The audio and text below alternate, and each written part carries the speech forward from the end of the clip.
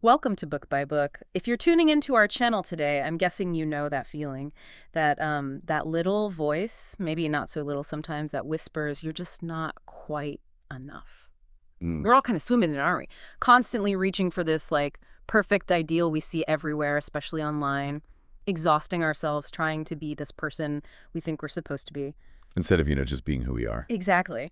So today we are doing a comprehensive summary dive into Brené Brown's work, specifically her book, The Gifts of Imperfection, Embracing Authenticity and Wholehearted Living. Our mission here for this book-by-book summary is simple. Walk you through the core idea of wholehearted living, break down 7 key guideposts, think practical lessons, and give you really concrete, actionable things you can use like right away. Things to help break that not enough cycle and, well, start actually belonging. And, the story behind this book is part of why it hit so hard even today. Yeah. Brown talks about writing it during her own, I think she calls it midlife unraveling. Right. Yeah, she was basically facing all these coping mechanisms she'd built up for years, stuff she thought made her successful. The armor. Exactly, the armor. Only to realize it was actually isolating her. And that core insight, that chasing this flawless version of yourself, it often just cancels out the real you, the messy, authentic you. That's really the heart of it. It feels even more relevant now, doesn't it, with social media and everything? Oh, completely. The pressure is immense. The perfect feed, the perfect home, the always strong parent or leader. It's just relentless. Brown doesn't just point this out, though. She offers a way through. She makes this incredibly powerful argument that real belonging, real joy, real connection, they don't come from being perfect. They come from owning your story, the whole messy thing. From embracing vulnerability and finding the courage, which is hard, really hard to let yourself be seen as you actually are. Not as the edited version. Precisely. So this summary, it's kind of a map for that journey. A worthwhile one, but definitely a journey. Okay, let's really unpack this central idea then. Wholehearted living, it's the anchor for the whole book, and it's, I think, deeper than just, be happy. The main argument is almost deceptively simple, isn't it? That the only way to genuinely feel like you belong to yourself first and then to others is by embracing who you actually are, imperfections and all. Brown defines wholehearted living as engaging in your life from a place of worthiness, like deep down believing, fundamentally, my story matters because I matter, period. Not because of what you achieve or how perfect you look. And that shifts everything. Yeah. Right? Your focus moves from constantly trying to perform for others to just being present in your own life from a place of enoughness. Yeah. But, and this is key, it's not a passive thing. It requires active choices. Brown lays out these 3 critical pairs, these trade-offs we have to make. And the courage over comfort one. Exactly. Choosing courage over comfort. Recognizing that, yeah, showing up vulnerably is scary, but it's necessary. Then choosing compassion over criticism, especially self-criticism, that inner voice that just fuels shame. That inner critic can be loud. So deafening sometimes. And finally, choosing connection over conformity. Basically, refusing to shrink yourself or change yourself just to fit in for a little while. What's really interesting, I think, is how the things that block this wholeheartedness are often things our culture tells us are good. Yes, that's such a crucial point. Yeah. We're taught that perfectionism is just having high standards, that people-pleasing is just being nice, that being constantly busy means you're important or valuable. Productive. Productive, exactly. Right. Brown just completely flips that. She shows how perfectionism, the fear of failure, people-pleasing, they aren't ambition, they're fear. They're shields we use to protect ourselves, but they end up isolating us. And when you boil it down, it makes perfect sense. How can you offer genuine compassion or connection to someone else if you can't even accept your own imperfections, if you're constantly judging yourself? You're going to judge them too. Maybe silently, but you will. It's almost inevitable. Absolutely. And that's the big paradox, isn't it? The harder we chase this impossible ideal of perfection, this thing that doesn't even really exist, the more disconnected and, frankly, the less alive we feel. It's exhausting. Totally exhausting. Wholehearted living is the way out of that exhaustion. It's that moment you plant your feet and say, okay, I am enough right now, mess and all. Okay, so let's get practical. Brown lays out 10 guideposts, these practices for cultivating wholeheartedness. We're going to dive into 7 of the most critical ones today. The ones that really help make that shift from who I should be to celebrating who I actually am. So first up, authenticity. This feels like the foundation, doesn't it? It really is. It starts with that choice. I am enough as I am. Sounds simple, but putting it into practice means, well, dropping the masks. Most of us wear them all the time, right? Performing, hiding struggles, trying to be liked or respected at work, at home, online. everywhere. And the practice here is consciously letting go of that constant effort, letting go of trying to manage what everyone else thinks of you. Think about the sheer energy that takes. Oh, yeah. Anticipating judgment, crafting the perfect email, editing photos. It's draining. That's the cost of trying to control perceptions. Authenticity is about reclaiming that energy. But here's a question that probably comes up for listeners. Maybe they're thinking about a tough work situation. How do you be authentic without, like, oversharing TMI or using vulnerability in a way that's maybe inappropriate or even manipulative? That is such a critical distinction, and Brown is really clear on this. True vulnerability, the kind that builds connection, Hmm. isn't just blurting everything out to everyone. Right. It's about sharing your story, your feelings, your struggles with people who have earned the right to hear them, people who've shown they're trustworthy, non-judgmental. So it's selective. It's discerning. Sharing deep vulnerability with someone who might use it against you, that's not connection. That's just setting yourself up for more pain. Authenticity requires wisdom alongside courage. Let's think about work again. Instead of the "I'm fine, everything's under control" mask when you're drowning. Which helps no one, really. Exactly. An authentic but still professional statement might be, "Look, I'm really stretched thin this week. Can we talk about this deadline, or could someone else maybe take point on this part?" That's honest, if that's a boundary, but it keeps the connection open. The strong boss mask just pretends, maybe takes on too much, and risks burnout later. I love the analogy she uses, the stained glass window. It makes it so clear. It's perfect, isn't it? We don't admire stained glass because it's a solid, perfect sheet of white. We love it because of all the different colors, the lines, the little imperfections where the pieces join. That's where the beauty is. That's where the light comes through. Oh. If you painted it white to hide the flaws, you'd lose everything, the depth, the character, the light. So our imperfections aren't something to hide. They're what make us unique. Yeah. They're what let our true selves shine through. And the big takeaway here is just how much energy performing takes. Choosing authenticity, it frees up so much mental and emotional space for actual living, for joy, for connection. Oh, guidepost 2. This one feels huge, especially for anyone who considers themselves ambitious or a high achiever. Self-compassion and letting go of perfectionism. Huge. And Brown's core message here is vital. Perfectionism is not the same as striving for excellence. We've got to stop mixing those two up. That's a big one. We often use them interchangeably. We do.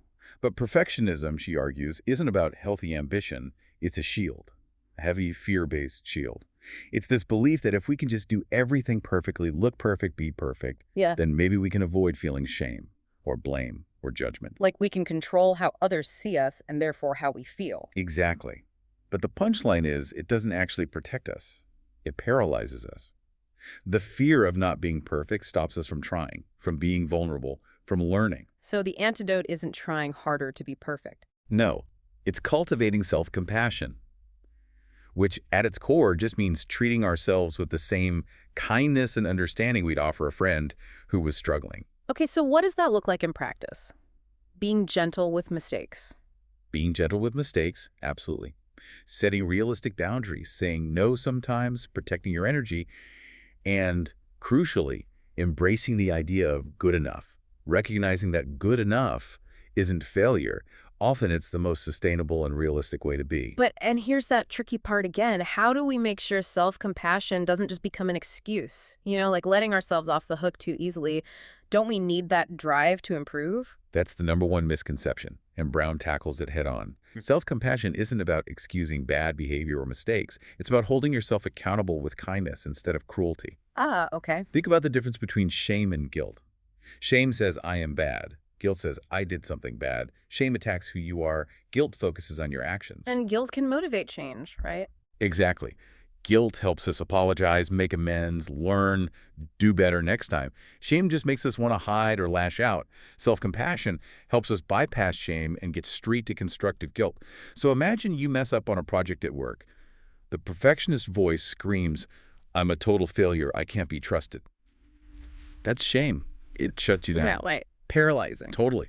The self-compassionate response, which is still accountable, sounds more like, "Okay, I really dropped the ball there. That feels bad. What actually happened? What can I learn from this? How can I fix it or make it right?" It shifts from self-attack to self-curiosity and learning. That shift is everything, from I am bad to I did something that needs fixing. Precisely. That's the difference between being stuck in perfectionism and actually growing. And the analogy she uses, holding a fragile bird, it captures that balance so well. Tell us about that. Well, if you grip a little bird too tightly because you're scared trying to control it, make it perfect. You'll crush it. You'll harm it.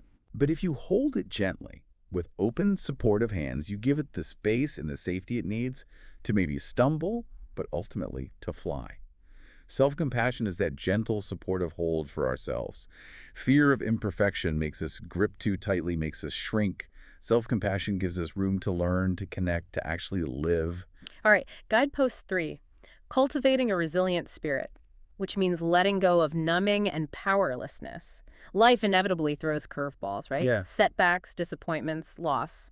It's part of the deal. Unfortunately, yes. Resilience is about how we get back up after we fall. But our instinct often is to just not feel the fall, to numb the pain. Avoidance. Exactly. And Brown points out that numbing isn't just about obvious things like drugs or alcohol. It can be workaholism, endless scrolling, shopping, eating. Even perfectionism itself can be a way to numb. Anything to avoid feeling that discomfort, that vulnerability. Right. But she says we need to do the opposite. We need to lean into the discomfort, feel the messy feelings, and practice hope even when things are tough. And that leaning in, that willingness to feel the hard stuff, that's where resilience is actually built. It's counterintuitive, isn't it? Totally. Let's take that example of a big failure, like a project bombing or getting rejected for something important. The numbing response is immediate distraction. Dive into another task, binge watch something, scroll social media, anything to not feel the sting. Avoid, avoid, avoid. Right. The resilient response, the practice Brown encourages, is to pause, to actually check in.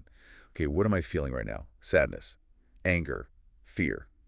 What story is my inner critic spinning about my worth because of this? Acknowledging it. Acknowledging it, naming it, feeling it, not letting it take over, but not pretending it's not there. Once you acknowledge the pain, you can process it and then respond with courage, like, okay, this hurts, but I can handle it. What's next? Instead of just reacting out of avoidance, this builds your capacity to handle future difficulties. Okay, but here's a practical question. How do you tell the difference between healthy hard work and using work to numb? So many people have demanding jobs. When does dedication become workaholism used to dodge, say, problems at home or personal anxiety? That's a great question because the line can feel blurry. The key difference, I think, lies in the motive and the outcome. Okay. Healthy hard work is usually driven by purpose, by values, by a genuine desire to contribute or create something. Even if it's intense sometimes, it feels sustainable overall, and there's still space for other parts of life. Workaholism used for numbing. That's driven by fear. Fear of failure, fear of stopping, fear of feeling whatever you're trying to avoid. And the outcome. The outcome of numbing workaholism is usually burnout, feeling disconnected from loved ones, and this shaky sense that your entire self-worth rests on your productivity. If you're consistently using work to avoid feeling anything else, that's probably numbing.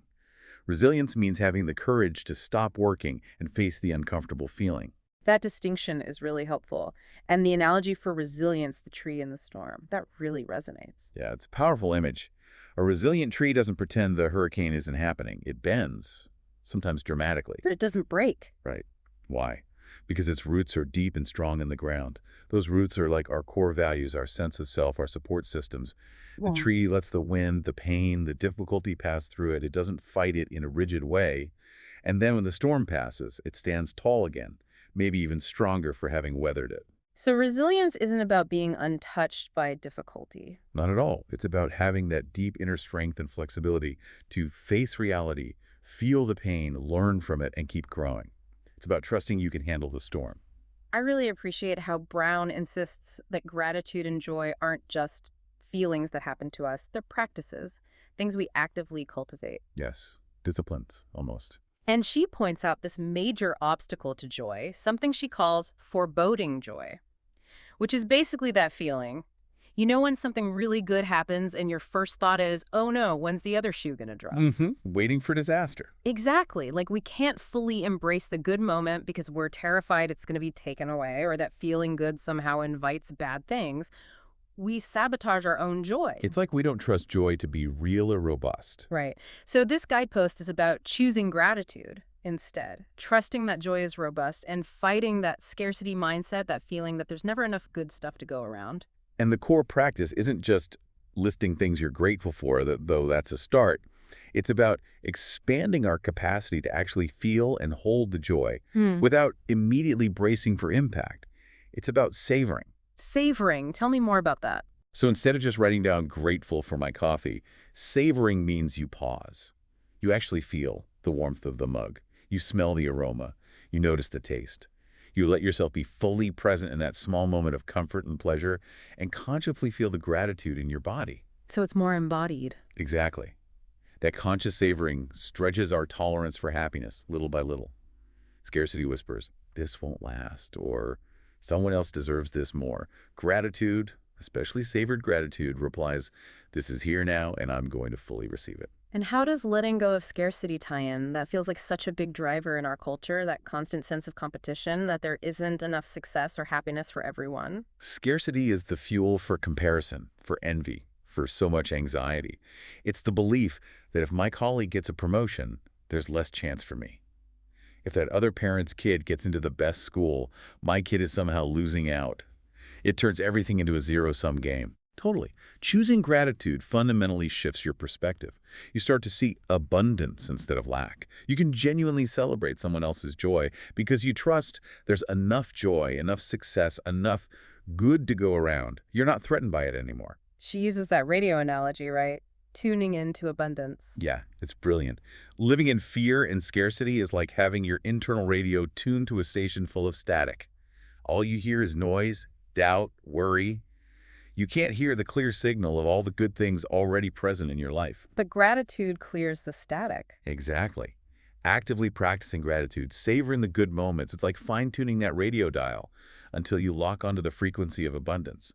You start noticing what you have, not just what you lack. Constantly chasing the next thing without gratitude just keeps you on that static-filled station, perpetually feeling not enough. Gratitude is a way to find peace and connection right where you are. Okay, guidepost 5. This one feels particularly challenging in our data-driven world. Cultivating intuition and trusting faith and letting go of the need for certainty. Oh, definitely. We are obsessed with certainty, aren't we? We want guarantees, metrics, proof before we make a move. We want the 5-step plan with guaranteed results. Exactly. Brown argues that this constant craving for certainty is actually holding us back, paralyzing us, because life is inherently uncertain. There are no guarantees. So this guidepost is about learning to trust something else. Yes. Trusting our inner, knowing our intuition, trusting our core values to guide us, and trusting our own capacity to navigate the unpredictable, even when we don't have the full map or know the exact outcome. It's about shifting the locus of control somewhat, from external validation to internal guidance. So when facing a big decision, instead of immediately asking everyone else what they think. Right. Instead of crowdsourcing opinions or making endless pro-con lists hoping for the perfect answer to emerge, Brown says pause. Go inward first. Ask yourself. Ask yourself quietly, what does my gut say? Deep down, what feels right? Does this path, even with all its unknowns and risks, align with who I am and what I value most? And if the answer feels like a quiet yes, then the practice is finding the courage to move forward, despite the lack of certainty. Okay, but how do you know if it's really trustworthy intuition talking? Or if it's just, fear or wishful thinking dressed up as a gut feeling? That feels like a tricky line to walk. It is tricky. And that's where connecting it back to your core values becomes so important. Brown suggests that fear and anxiety often feel loud, urgent, maybe a bit frantic. They tend to focus on all the potential negative what-ifs. Right, the catastrophe channel. Exactly. True intuition in her framework often feels quieter, calmer, like a deep knowing. And crucially, it feels aligned with your deeply held non-negotiable values. Things like integrity, connection, courage, compassion. So if a decision feels scary, but it lines up with your values? That might be intuition nudging you toward growth, towards something important even though it's uncomfortable. If the decision feels easy and comfortable, but it subtly compromises your integrity or avoids a necessary challenge, that might be fear or complacency disguised as common sense. It takes practice, that self-interrogation. What truly matters to me here? The analogy she uses for this uncertainty is driving in fog, right? Yes, it's so apt. Imagine you're driving, you know where you want to go, but you hit dense fog. Visibility is near zero. What do you do? Well, you have a choice. You can pull over and wait indefinitely for the fog to lift that's seeking certainty. You might be waiting a long time, completely stalled. Or You trust your map, maybe your GPS, your internal compass is your intuition, your values, your faith. You slow down, you become hyper-aware, you grip the wheel, and you keep moving forward cautiously, trusting you can navigate what's immediately in front of you. Even without seeing the whole road ahead. Exactly. That act of trusting your internal navigation system, even when the external view is unclear, that is letting go of the need for certainty. That's the pathway to freedom and forward movement in an uncertain world. Moving on to guidepost 6, cultivating creativity and letting go of comparison.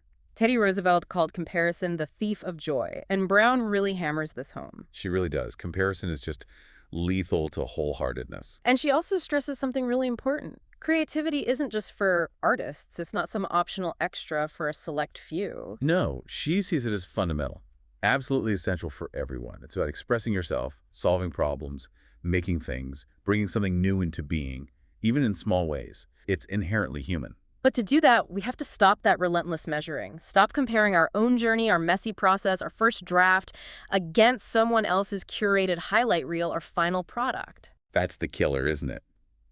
Comparison focuses us only on the shiny end result we see in others, the published book, the promotion, the perfect family photo.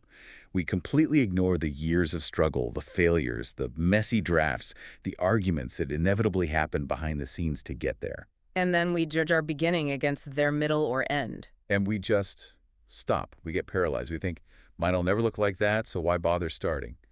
Comparison steals the joy right out of the process of creating and learning. So what's the practice here? How do we cultivate creativity if we're feeling blocked by comparison or self-doubt? The core practice is giving yourself permission to play, to try something new, to risk making something bad, purely for the experience of doing it, not for the outcome, not for approval. Low stakes. Very low stakes. Pick up some crayons, write a silly limerick, try baking something without worrying if it's perfect, tinker with something broken. The goal is just to reconnect with that innate human drive to make things, to express yourself without the pressure of it having to be good or productive. Okay, and what about when that nasty feeling of envy pops up? We see someone else doing something amazing, something we wish we were doing. What does Brown suggest instead of just stewing in it? Instead of letting envy poison you, she suggests using it as a clue. Stop and ask yourself, okay, what is it about that situation that I'm truly longing for? What need or desire in me is this envy pointing to? So digging deeper than just, I want what they have. Exactly. Maybe you envy a friend's marathon finish. The real longing might not be to run 26.2 miles, but maybe it's about discipline or physical health or achieving a big goal. Once you identify that underlying seed discipline, health, challenge is shit, then you turn your focus inward. And plant that seed in your own garden. Precisely. You commit to taking one small step to cultivate that quality or need in your own life, in your own way. It transforms envy from a destructive force into a personalized signpost for your own growth. That's a powerful reframe. And the analogy she uses really sums up the choice we have. Comparison is like a leash. Yeah, a tight leash, tethering you to other people's paths and other people's standards, constantly measuring yourself against them. While creativity, that's like being given wings. Wings to fly your own way. Their own unique, messy, wonderful way. So the choice is stark. Stay leashed or use your wings. When we hold back our creativity because we're afraid we won't measure up, we don't just diminish ourselves, we rob the world of something unique only we can offer. Creativity isn't just nice. It fuels meaning, joy, and belonging. Okay, the final guidepost we're covering, number 7. And this one might be the toughest sell in our hustle culture. Cultivating play and rest, calm and stillness, and letting go of exhaustion as a status symbol and anxiety as a normal state. This one is so countercultural, isn't it? We glorify being busy. Exhaustion is almost worn like a badge of honor. Totally. How are you? Oh, crazy busy, like that's the goal. Right. Brown argues really strongly that rest, play, calm, stillness, these aren't luxuries you earn after you've done enough work. They are essential resources. You need them for basic health, for meaningful connection, for maintaining any sense of self-worth that isn't tied to constant doing. So we have to ditch that myth that being busy equals being productive or important. We absolutely have to. Okay. Because chronic exhaustion doesn't make you a hero. It makes you less patient, less creative, less empathetic, less everything we've been talking about. It undermines all the other guideposts. So for listeners whose identity is really wrapped up in being productive, which is, let's be honest, most of us, How do we actually do this? It feels radical. It is radical. And the core practice requires a radical shift in how we treat our time. It means intentionally scheduling non-productive time. And then this is the hard part, honoring that time like it's the most important meeting in your calendar. Blocking it out. Blocking it. Maybe it's just 20 minutes a day to start, Hmm. but it's 20 minutes of no work, no phones, no chores, no shoulds. What do you do then? Just stare at the wall? That sounds hard if you're anxious. It can be incredibly hard, especially if you struggle with anxiety. But yes, maybe you sit quietly. Maybe you do some deep breathing. Maybe you go for a really slow walk with no destination. Or maybe you engage in true play, something you do just for fun, with no goal other than enjoyment. Think about what kids do. Like building Legos or kicking a ball around. Exactly. Purposeless, joyful activity. It's not about recharging so you can be more productive later. It's about restoration for its own sake. It calms the nervous system. When you think about the mind and body needing recovery, the analogy makes so much sense, like a muscle. Like any muscle. If you work it constantly without rest, it burns out. Performance tanks. And if you don't incorporate different kinds of movement like play, it gets stiff, less flexible, less It resilient. loses its range of motion. Perfectly put. Healthy, sustainable performance, whether it's mental, emotional, or physical, requires both effort and recovery, both motion and pause. Exhaustion kills authenticity, creativity, connection. Rest and play aren't the reward, they're the fuel, essential fuel for a wholehearted life. Okay, so those are 7 key guideposts. But Brené Brown's work, as you know, it's all interconnected. To really grasp the gifts of imperfection, it helps to understand a couple of the bigger concepts that underpin it all, especially her work on shame. #, shame resilience. We can't really talk about worthiness and imperfection without talking about shame, can we? It's so foundational to her research. Absolutely not. It's central. So just to recap for everyone, shame, as Brown defines it, isn't just embarrassment. It's that intensely painful feeling that we are flawed, fundamentally flawed, and therefore unworthy of love and belonging. It's the I am bad feeling, not the I did something bad feeling. Right, and it thrives in secrecy, silence, judgment. It makes us want to hide. Exactly. And this is why understanding the difference between shame and guilt is maybe the single most important psychological distinction in her work. It's critical for wholehearted living. Say more about that distinction, guilt versus shame. Okay, so shame, as we said, attacks our identity. I am a mistake. It's destructive. It leads to hiding, blaming others, defensiveness, self-hatred. It paralyzes positive change. Guilt, on the other hand, focuses on our behavior. I made a mistake. So it's about actions, not identity. Precisely. And because it's about actions, guilt can actually be constructive. It motivates us to apologize, to make amends, to learn, to change our behavior. Guilt says, you did something that doesn't align with your values. Shame says, you are something that doesn't align with values. Big difference. And the way to deal with shame? The antidote. Always vulnerability and connection. Shame needs secrecy to survive. When you can find the courage to acknowledge the feeling, wow, I feel intense shame right now, and then speak about it, share the experience or the feeling with someone trusted, someone who can respond with empathy, you bring it into the light. And that shrinks its power. Immediately. It's like throwing water on the wicked witch. Connection and empathy dissolve shame. Choosing to connect instead of isolate in those moments reaffirms your worthiness, even when you feel flawed. So going back to that failure example, the goal is to catch the I'm a terrible person shame thought and consciously shift it to, okay, I messed up, that was a mistake, how do I fix it?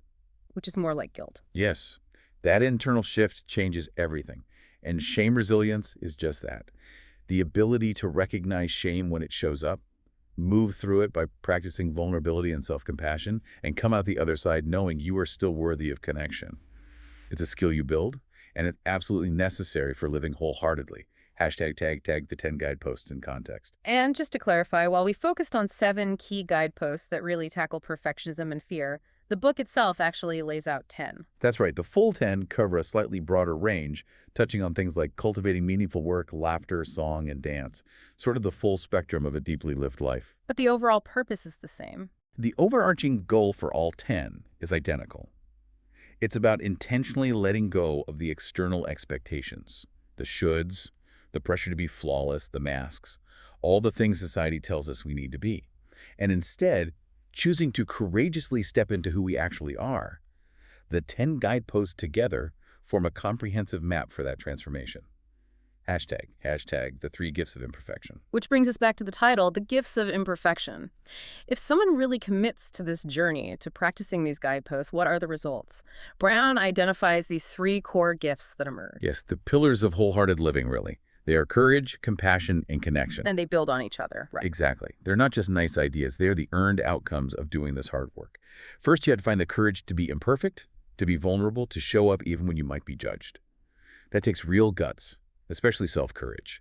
Practicing that courage, especially when you stumble, naturally cultivates compassion. You start to have more kindness for your own messy process, and that inevitably extends to others. You see their struggles with more understanding. Because you recognize it in yourself. Precisely. And when you combine that courage to be real with genuine compassion for yourself and others, that's what creates the foundation for deep, authentic connection. You can't truly connect from behind a mask or when you're judging yourself and others harshly. Courage plus compassion equals connection. It's the beautiful equation of a wholehearted life. One thing I love about this book is how practical it is. It's not just theory, it feels like a workbook sometimes. She includes this dig deep section at the end of each guidepost chapter. Yeah, that framework is brilliant. Brown knows that insights are great, but they don't change your life unless you act on them.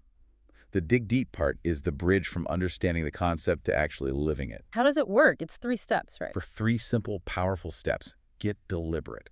Get inspired. Get going. Get deliberate is the reflection piece. Journaling prompts, self-assessment questions.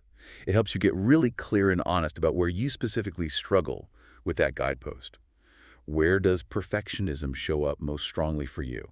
You have to name it to tame it. Define the problem. Exactly. Yeah. Then get inspired. This is about looking outward for models and support. Who do you know who embodies this quality? What books or stories inspire you? Finding examples makes it feel more possible. Learning from others. Yes. And finally, get going. This is the crucial action step. Based on your reflection and inspiration, commit to one small, concrete action you can take related to that guidepost. Maybe it's practicing self-compassion after one specific trigger this week. Maybe it's scheduling 10 minutes of quiet time. Small steps. Small, manageable steps. This whole framework, deliberate, inspired, going, makes the transformation feel less overwhelming and much more sustainable. It turns reading into practice. Okay, so let's bring this all home. We've talked about the core idea, the guideposts, the supporting concepts. What does this mean for you listening right now, today? Let's distill this into a clear list of actionable things you can start doing immediately. Hashtag self-assessment and awareness. First things first, you gotta know where you stand, right? Awareness is key. Brown actually has a wholehearted inventory assessment, often available online or in appendices. Taking that, or even just honestly rating yourself against the guideposts we discussed, gives you a starting point. Where are you already strong? Where's the biggest opportunity for growth? You can't navigate without knowing your location on the map. And then, building on that awareness, make a conscious choice for authenticity today. Just one small act. Like what? Pick one interaction where you feel relatively safe, maybe with a trusted friend, a partner, a mentor, and consciously decide to drop the mask just a little. Instead of the automatic, I'm fine, maybe share one small real thing you're actually feeling or struggling with. Appropriately, of course. Just flexing that muscle. Exactly. It's practice. It builds capacity for being more real in bigger moments later on. Hashtag shifting response to failure. Okay, next. Yeah. Failure happens. Setbacks are inevitable. When they do, your immediate task is to shift your response script internally and externally. Catch the shame spiral. Move from I am bad to I did something bad. Yes. And externally, when you talk about it, speak the truth, but frame it through the lens of learning. Not just, I failed, but, okay, here's what went wrong, and here's the specific thing I learned from it, and here's how I'll apply that lesson next time. Own the mistake. Own the learning. And internally, dealing with that shame voice. You have to name it. When that voice starts whispering, you're not good enough, you're worthless, who do you think you are? Don't let it run the show in the dark. Acknowledge it. Say, there's the shame voice. Maybe write down exactly what it's saying. Get it out of your head. Get it out. Even better, share that feeling or the story fueling it with someone you trust deeply, someone who has earned the right to hear your vulnerability. Bringing shame into the light, into connection, is how you dismantle it. Hashtag daily practices. Okay, daily habits. These are the bedrock. Gratitude practice, make it non-negotiable. Every night, list 3 specific things you're grateful for. Small things count. But remember the key. Savoring. Don't just list. Feel it. Take 30 seconds, 60 seconds per item. Feel the warmth, the relief, the joy, the comfort in your body. Let it really land. That's what rewires the brain for positivity. And alongside gratitude, choose rest and play. Actively. Look at your schedule. Where can you carve out just 20 minutes for non-productive restoration? Time that isn't about ticking off a box or being efficient. Like quiet time, breathing, maybe doodling. Exactly. Or listening to music without doing anything else. Or 5 minutes of stretching. Whatever feels genuinely restful or playful to you, schedule it like it matters. Because it does. It's not leftover time, it's essential time. Hashtag decision-making and boundaries. When making decisions, practice tuning inward first. Before you poll everyone you know, take 5 quiet minutes. Ask yourself, what does my intuition, my gut say? What aligns most closely with my core values, even if it feels scary? Let that internal wisdom be your primary consultant. Trust yourself first. Trust yourself first. And remember, setting boundaries is self-compassion. It's also authenticity. Saying no can feel hard, especially if you're a people pleaser. You worry about being seen as selfish. Yeah. Reframe it. A kind, clear no to something that drains you or doesn't align is actually a powerful yes to your own well-being, your own energy, your own priorities. It's saying my needs matter too. And finally, when comparison rears its ugly head because it will use that reframe technique, stop. Notice the envy. Ask, what specific longing in me is this highlighting? What unmet need or desire is being triggered? Find the seed. Find your seed, then turn your energy inward. Commit to taking one tiny action to nurture that seed in your own life, Yeah. rather than wasting energy wishing you had someone else's plant. Hashtag creative expression. Lastly, creativity. If the fear of not being good enough, the fear of judgment has shut down your creative impulses, push back gently today. Start ridiculously small. Micro creativity. Exactly. Doodle on a napkin while you're on hold, write one sentence of a story, hum a new tune, arrange some rocks in the garden. The point isn't the product, it's the process. Do something purely for the joy of making, with zero expectation of it being good or getting approval. Just let yourself create something. Hashtag outro. So if we were to wrap up the whole essence of the Gifts of Imperfection, what is it? I think it's fundamentally a really soulful, maybe even radical invitation. An invitation to what? An invitation to live more fully, more fearlessly, more wholeheartedly. Brown's message, loud and clear, is that striving to erase our flaws, to meet some impossible external standard, that's not the path to a good life. Actually, our imperfections, our struggles, our messy bits, those are the very places where courage can take root, where compassion blossoms, and where genuine connection becomes possible. So the flaws aren't the problem, they're the doorway. Beautifully put. They are the doorway. Perfectionism is just an illusion, really. A heavy shield built by fear. Authenticity, even though it's messier and harder, that's the real path to meaning, to joy, to feeling like you belong. Owning your story, all of it, and embracing your worthiness right now, just as you are. That's the key that unlocks the freedom to just show up as yourself. Okay, so if we had to boil it down to, say, 5 key takeaways for someone to remember right now, what would they be? Like the super short version. All right, number 1, let go of what other people think. Choose authenticity instead. Be seen as you are. Number 2, stop chasing perfection like it's a prize. It's a cage. Choose self-compassion, kind accountability instead. Number 3, don't numb discomfort or pain. Lean into it. That's how you build resilience. Number 4, actively cultivate gratitude, creativity, and joy. Let go of scarcity thinking in that paralyzing comparison game. And number 5, the big one, rest, play, and stillness. They are not optional extras. They are essential fuel. Absolutely non-negotiable. There's a quote from Brené Brown that just perfectly captures the heart of this, I think. Owning our story and loving ourselves through that process is the bravest thing that we will ever do. It really is. And maybe the most profound idea is that the world doesn't just tolerate our imperfections. Maybe the world actually needs them. Our willingness to be real is what allows others to be real too. Letting go of who we think we should be finally opens the door to becoming who we truly are. And that fundamental belief, that starting point, my story matters because I matter, holding on to that. That's the freedom this book offers. That's the gift. So if you're tired of feeling stifled or constantly comparing or just plain exhausted from trying to be perfect, The Gifts of Imperfection is really an essential read. We truly hope this book-by-book summary has given you some clarity, maybe some inspiration, and definitely some practical tools to start practicing these guideposts in your own life starting today. And if you found this summary helpful, please do subscribe to the book-by-book channel. You'll get more helpful book summaries like this one. Please also share it with anyone else you think might benefit, and give it a like. That really helps us out and motivates us to keep creating these summaries for you. Thanks for listening, and we'll see you next time on Book by Book.